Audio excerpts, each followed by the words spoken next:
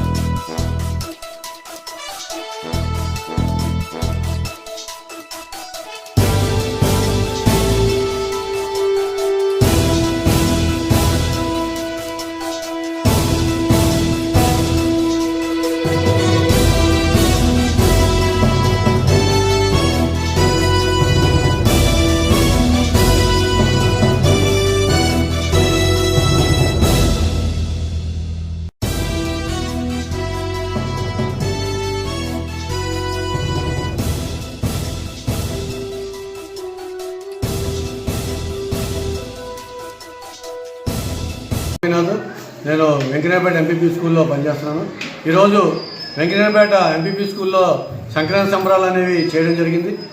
ప్రతి సంవత్సరం కూడా సంక్రాంతి సంబరాలు కానీ, క్రిస్మస్ వేడుకలు కానీ, బక్రీద్ వేడుకలు ఇవన్నీ కూడా ప్రతి సంవత్సరం కూడా అదే మతాలకు అతీతంగా ఈరోజు స్టూడెంట్స్కి అన్ని మతాలు సమానమైన తెలియజేయడం కోసం అన్ని పండుగలు కూడా మా పాఠశాల చేయడం జరుగుతుంది.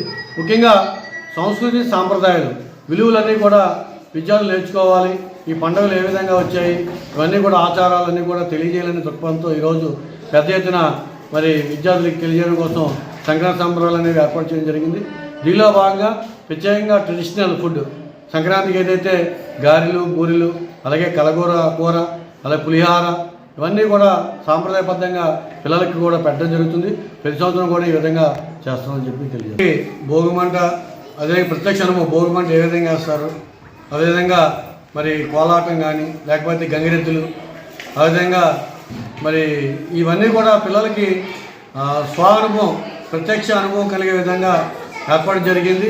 కోలాటలు కానీ, లేకపోతే గంగిరెద్దులు కానీ తీసుకురావడం, అదేవిధంగా హరిదాసు, అదే కొమ్మదాసు, ఇవన్నీ కూడా పిల్లలకి ప్రత్యక్ష అనుభవం కోసం, తెలియజేయడం కోసం తీసుకురావడం ఇవన్నీ కూడా ఏర్పాటు చేయడం జరిగింది.